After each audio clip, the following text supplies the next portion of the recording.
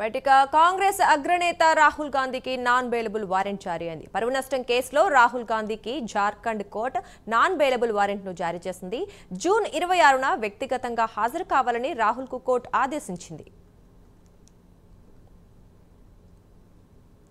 ఇదే విషయానికి సంబంధించి మరింత సమాచారం మా నేషనల్ బ్యూరో చీఫ్ కళ అందిస్తారు. కళ చెప్పండి, రాహుల్ గాంధీకి నాన్ బెయిలబుల్ వారెంట్ జారీ అయినట్లు తెలుస్తోంది, మరి వివరాలేంటి?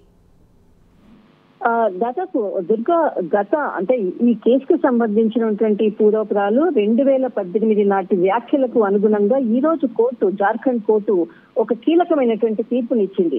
ఏదైతే కాంగ్రెస్ అగ్రనేత రాహుల్ గాంధీపై నాన్ బెయిలబుల్ వారెంట్ ని జారీ చేసింది. అయితే ముఖ్యంగా ఈ రోజు మాత్రం ప్రస్తుతం రాహుల్ గాంధీ జమ్మూ కాశ్మీర్ ఏదైతే ఆపరేషన్ సింధూర్ లో అక్కడ ఏదైతే పీఓకే బార్డర్ లో చాలా ప్రాంతాల్లో కూడా అంటే నష్టపోయినటువంటి వాళ్ళని పలకరించేటటువంటి ప్లేసుల్లో ఈ రోజు కొద్దిసేపు అయితేనే పూంచ్ సెక్టార్కి బయలుదేరి వెళ్లడం జరిగింది.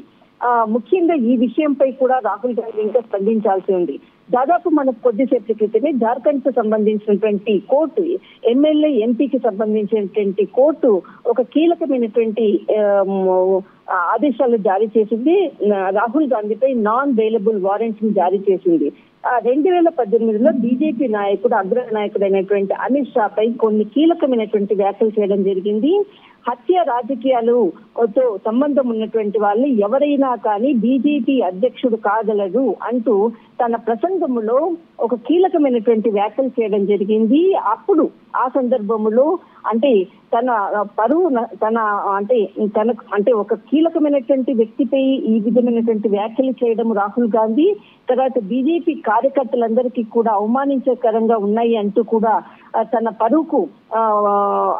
పరువుకు నష్టం కలిగింది అంటూ కూడా, తర్వాత మరికొంతమంది బీజేపీ నాయకులు కూడా దీనిపై తీవ్రంగా స్పందించడం జరిగింది.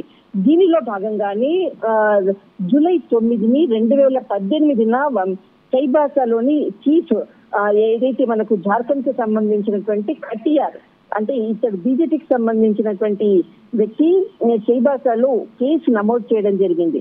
అప్పటి నుంచి కూడా ఈ కేసు నడుస్తూ ఉంది. దాదాపు 2020లో కూడా ఈ కేసుకు సంబంధించినటువంటి ఏదైతే మొట్టమొదట జార్ఖండ్ హైకోర్టులో ఈ కేసును దాఖలు చేయడం జరిగింది. తర్వాత దీనిపై వాదనలు అంటే రాహుల్ గాంధీ కూడా ఈ కేసుకి సంబంధించినటువంటి అటెండ్ కావాల్సి ఉంది. కానీ ఆ సమయంలో కూడా కోర్టుకు అటెండ్ కాకపోవడము, తర్వాత ఈ హైకోర్టు ఈ కేసుని కూడా ఎంపీ తర్వాత ఎమ్మెల్యేకి సంబంధించినటువంటి కేసును బదిలీ చేయడము, తర్వాత 2020లో రాంచీలోని ఎంపీ ఎమ్మెల్యే కోర్టుకు ఈ కేసును బదిలీ చేయడం జరిగింది. అప్పటి నుంచి కూడా పలుమార్లు కూడా కేసు కోర్టుకు రావాల్సిందిగా కూడా అదే ఎవరైతే ఈ కేసుని బీజేపీకి సంబంధించినటువంటి కార్యకర్తలు దీన్ని కోర్టుకు సంబంధించినటువంటి ఆదేశాలు కూడా ఇవ్వడం జరిగింది.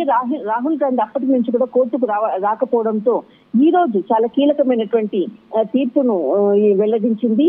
దాదాపు ఎట్టి పరిస్థితుల్లో అంటే వచ్చే నెల మనకు 26వ తేదీ వరకు కూడా ఈ కోర్టుకు అటెండ్ కావాలి, లేని పక్షంలో నాన్ బెయిలబుల్ వారెంట్ ను జారీ చేసింది. అయితే దీనికి సంబంధించినటువంటిది అటు కాంగ్రెస్ నాయకులు కానీ సీనియర్ నాయకులు కానీ ఏ విధంగా స్పందిస్తారన్నది మాత్రం వెయిట్ చేయాలి.